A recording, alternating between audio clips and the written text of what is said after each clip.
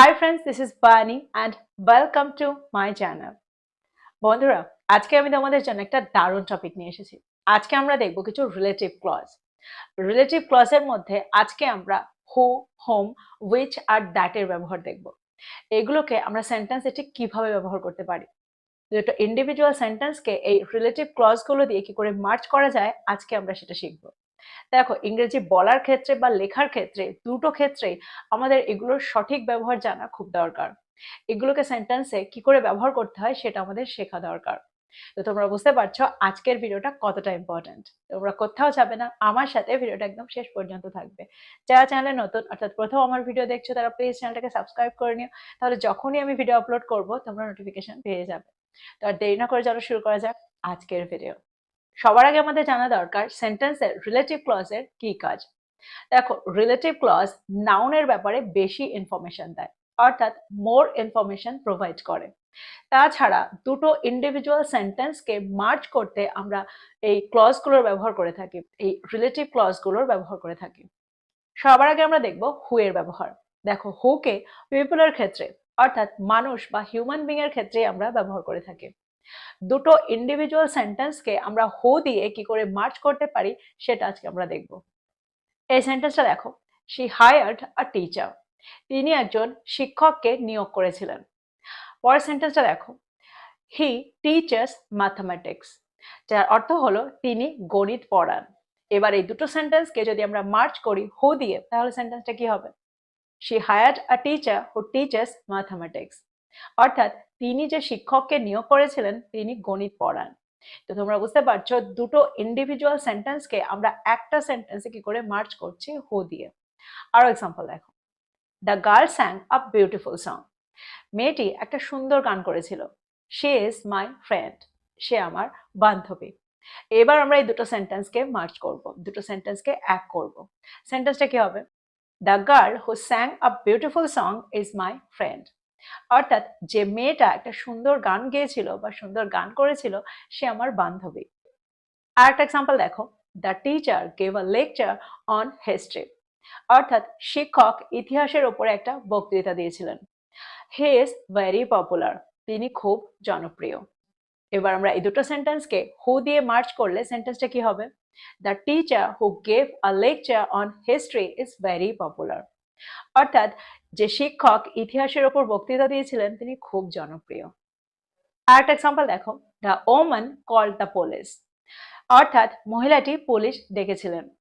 She saw the accident, তিনি দুর্ঘটনাটি দেখেছিলেন। এবার এই দুটো সেন্টেন্সকে আমরা মার্চ করব হু দিয়ে, তাহলে সেন্টেন্সটা কি হবে? The woman who saw the accident called the police, অর্থাৎ যে মহিলাটি দুর্ঘটনাটা দেখেছিলেন তিনি পুলিশ ডেকেছিলেন। দেখো, এই সেন্টেন্সগুলোতে হু একটা সাবজেক্ট হিসাবে কাজ করছে, অর্থাৎ যিনি এটা দেখেছিলেন তিনি ওটা করেছিলেন, যিনি অ্যাক্সিডেন্টটা দেখেছিলেন তিনি পুলিশ ডেকেছিলেন। তো এক্সাম্পলগুলোর মধ্যে দিয়ে আমার মনে হয় তোমরা বুঝতে পারলে হুকে আমরা এখানে কি করে ব্যবহার করছি। একটা রিলেটিভ ক্লজ হিসাবে আমরা হুকে দুটো সেন্টেন্সকে মার্চ করতে কি করে ব্যবহার করতে পারি। এবার আমরা দেখব হোমের ব্যবহার। দেখো, হোমকেও আমরা হু এর মতো পিপলের ক্ষেত্রে অর্থাৎ মানুষের ক্ষেত্রেই ব্যবহার করে থাকি। এক্সাম্পল দেখো, দে হায়ার্ড আ পারসন, অর্থাৎ তারা একজন ব্যক্তিকে নিয়োগ করেছিলেন। আই হ্যাড রিকমেন্ডেড হিম, অর্থাৎ আমি তাকে সুপারিশ করেছিলাম। এবার দুটো সেন্টেন্সকে আমরা হোম দিয়ে মার্চ করব। They hired the person whom I had recommended, অর্থাৎ আমি যাকে সুপারিশ করেছিলাম তারা তাকে নিয়োগ করেছিলেন। এখানে তোমাদের একটা প্রশ্ন মনে আসতে পারে যে সেন্টেন্সে আমরা প্রায় এই ধরনের সেন্টেন্সে আমরা প্রায় হু এর ব্যবহার দেখে থাকি হোমের জায়গায়। দেখো, এই ধরনের সেন্টেন্সে যখন আমরা হোমের জায়গায় হু এর ব্যবহার করব সেন্টেন্সটা লেস ফর্মাল হয়ে যাবে। কিন্তু আমরা স্পোকেন ইংলিশে প্রায় এই ধরনের সেন্টেন্সে হোমের জায়গায় হু এর ব্যবহার করে থাকি। যদি আমরা এখানে হু এর ব্যবহার করি সেন্টেন্সটা কি হবে? দেখো, তার আগে তোমাদের জানা দরকার এখানে কিন্তু হু একটা অবজেক্ট হিসাবে কাজ করছে আর হোমও একটা অবজেক্ট হিসাবে কাজ করছে, যাদের দুটোকেই আমরা ওমিট করতে পারি, দুটোকেই আমরা এখান থেকে বাদ দিতে পারি, সরিয়ে দিতে পারি, তবুও কিন্তু সেন্টেন্সটা সঠিক হবে। যদি আমি বলি they hired the person who I had recommended, তাহলে সেন্টেন্সটা সঠিক। স্পোকেন ইংলিশে আমরা এই ধরনের সেন্টেন্স ব্যবহার করে থাকি। এবার যদি আমি দুটোকেই সরিয়ে দিতে চাই, অর্থাৎ না আমি সেন্টেন্সে হু এর ব্যবহার করতে চাই, না আমি হুম এর ব্যবহার করতে চাই, তাহলেও কিন্তু সেন্টেন্সটা সঠিক হয়। আমাদের দুটো ইন্ডিভিজুয়াল সেন্টেন্সের মধ্যে একটা কমার ব্যবহার করতে হবে। They hired the person I had recommended. They hired the person I had recommended. একটা জিনিস তোমরা এখানে মনে রাখবে, সেন্টেন্সে যখন একটা রিলেটিভ ক্লজ অবজেক্ট হিসাবে কাজ করে তখনই কিন্তু আমরা একমাত্র অমিট করতে পারি, তখনই কিন্তু একমাত্র আমরা সেটাকে সরাতে পারি, বাদ দিতে পারি। যদি সেন্টেন্সে রিলেটিভ ক্লজ একটা সাবজেক্ট হিসাবে কাজ করে তাকে কিন্তু কখনোই আমরা সেন্টেন্স থেকে বাদ দিতে পারি না। আরেকটা এক্সাম্পল দেখো, the man is a lawyer, অর্থাৎ লোকটি একজন আইনজীবী। I consulted him last week, অর্থাৎ আমি তার সাথে গত সপ্তাহে পরামর্শ করেছিলাম। এই সেন্টেন্স দুটোকে আমরা মার্চ করব হোম দিয়ে। সেন্টেন্সটা কি হবে? The man whom I consulted last week is a lawyer. দেখো এখানে আমরা হু এরও ব্যবহার করতে পারি, তাহলে সেন্টেন্সটা কি হবে?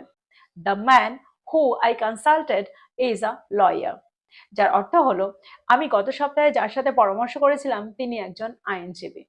তো তোমরা বুঝতে পারছো এখানে আমরা হুমেরও ব্যবহার করতে পারি, আবার হু এরও ব্যবহার করতে পারি। ফর এক্সাম্পলটা দেখো, উই স দ্য ম্যান, অর্থাৎ আমরা লোকটিকে দেখেছিলাম।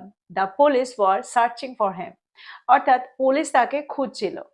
দুটো সেন্টেন্সকে আমরা মার্চ করব। We saw the man home the police were searching for, আমরা এটাও বলতে পারি we saw the man who the police were searching for, যার বাংলা অর্থটা হবে আমরা যাকে দেখেছিলাম, আমরা যে লোকটাকে দেখেছিলাম পুলিশ তাকে খুঁজছিল। ফর এক্সাম্পল দেখো, শি স্পোক টু আ বয়, অর্থাৎ সে একটা ছেলের সাথে কথা বলেছিল। I have never seen him before, আমি তাকে আগে কখনো দেখিনি। এই দুটো সেন্টেন্সকে মার্চ করলে সেন্টেন্সটা কি হবে? She spoke to the boy home I have never seen before. She spoke to the boy home I have never seen before, যার অর্থ হলো সে যার সাথে কথা বলেছিল বা সে যে ছেলেটার সাথে কথা বলেছিল তাকে আমি আগে কখনো দেখিনি। তো এক্সাম্পলগুলোর মধ্যে দিয়ে তোমরা বুঝতে পারছো হোমকে আমরা একটা রিলেটিভ ক্লজ হিসাবে সেন্টেন্সে কি করে ব্যবহার করছি, অর্থাৎ দুটো ইন্ডিভিজুয়াল সেন্টেন্সকে আমরা মার্চ করতে এখানে কি করে ব্যবহার করছি।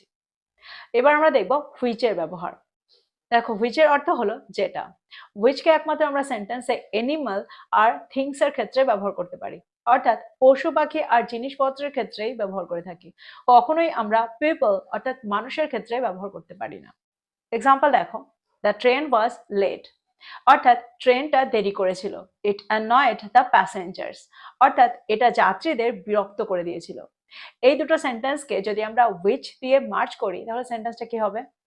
The train which was late annoyed the passengers, অর্থাৎ যে ট্রেনটা দেরি করেছিল সেটা প্যাসেঞ্জার্সদের অর্থাৎ যাত্রীদের বিরক্ত করে দিয়েছিল। আরেকটা এক্সাম্পল দেখো, দ্য ডগ বার্কস লাউডলি, অর্থাৎ কুকুরটা জোরে ঘেউ ঘেউ করে। ইট বিলংস টু মাই নেইবার, এটা আমার প্রতিবেশী। এই দুটো সেন্টেন্সকে আমরা হুইচ দিয়ে মার্চ করব। সেন্টেন্সটা কি হবে? The dog which barks loudly belongs to my neighbour. The dog which barks loudly belongs to my neighbour, যার অর্থ হলো যে কুকুরটা জোরে ঘেউ ঘেউ করে সেটা আমার প্রতিবেশী। তো তোমরা বুঝতে পারছো হুইচ দিয়ে আমরা সেন্টেন্সে দুটো সেন্টেন্সকে কি করে মার্চ করছি। আর এখানে আমরা এনিমালের ক্ষেত্রে হুইচকে ব্যবহার করছি। আমি আগেই বলেছিলাম কোনো জিনিস বা কোনো এনিমালের ক্ষেত্রেই আমরা হুইচকে ব্যবহার করতে পারি। আরো এক্সাম্পল দেখো, দেখো এই সেন্টেন্সে হুইচ একটা সাবজেক্টের কাজ করছে, অর্থাৎ কোন একটা অ্যাকশন কমপ্লিট করছে, কোন একটা অ্যাকশন সম্পন্ন করছে। এবার আমরা দেখব হুইচ একটা অবজেক্ট হিসাবে সেন্টেন্সে কি করে কাজ করতে পারে। যদি আমি বলি শি সোল্ড দ্য কার, সে গাড়িটা বিক্রি করে দিয়েছিল। আই ওয়ান্টেড ইট, আমি এটা চেয়েছিলাম। এই দুটো সেন্টেন্সকে আমরা হুইচ দিয়ে মার্চ করব। সেন্টেন্সটা কি হবে? She sold the car which I wanted. She sold the car which I wanted, অর্থাৎ সে গাড়িটা বিক্রি করে দিয়েছিল যেটা আমি চেয়েছিলাম। আরেকটা এক্সাম্পল দেখো, হি রেকমেন্ডেড আ বুক, অর্থাৎ তিনি একটি বই সুপারিশ করেছিলেন। It is out of stock, এটি মজুদে নেই। সেন্টেন্সটা কি হবে? He recommended a book which is out of stock. He recommended a book which is out of stock, যার অর্থ হলো তিনি একটি বই সুপারিশ করেছিলেন যেটা মজুদে নেই। দেখো এখানে কিন্তু which একটা অবজেক্ট হিসাবে কাজ করছে। এখানে আমরা যখন সেন্টেন্সে which একটা অবজেক্ট হিসাবে কাজ করবে, which কে কিন্তু আমরা সেন্টেন্সে বাদও দিতে পারি, সেন্টেন্স থেকে বাদও দিতে পারি, তবুও কিন্তু সেন্টেন্সটা সঠিক হয়। তো এক্সাম্পলগুলোর মধ্যে দিয়ে আমার মনে হয় তোমরা বুঝতে পারলে which কে আমরা কি করে ব্যবহার করছি। এবার আমরা দেখব that এর ব্যবহার। দ্যাটও একটা রিলেটিভ ক্লজ হিসাবে সেন্টেন্সে ব্যবহৃত হয়। দেখো দ্যাট সেন্টেন্সে পিপল, অ্যানিমাল আর থিংস এর ক্ষেত্রে ব্যবহৃত হয়, অর্থাৎ তিনটে ক্ষেত্রেই ব্যবহৃত হয়। আমরা মানুষের ক্ষেত্রেও দ্যাটের ব্যবহার করে থাকি, পশু পাখির ক্ষেত্রেও দ্যাটের ব্যবহার করে থাকি, আর জিনিসের ক্ষেত্রেও দ্যাটের ব্যবহার করে থাকি। এক্সাম্পল দেখো, আই রেড আ বুক, আমি একটা বই পড়েছিলাম। ইট চেঞ্জড মাই লাইফ, এটা আমার জীবনকে বদলে দিয়েছিল। দুটো সেন্টেন্সকে আমরা দ্যাট দিয়ে মার্চ করব। সেন্টেন্সটা কি হবে? I read a book that changed my life. I read a book that changed my life. আরেকটা এক্সাম্পল দেখো, they thanked the teacher, অর্থাৎ তারা শিক্ষককে ধন্যবাদ জানিয়েছিলেন।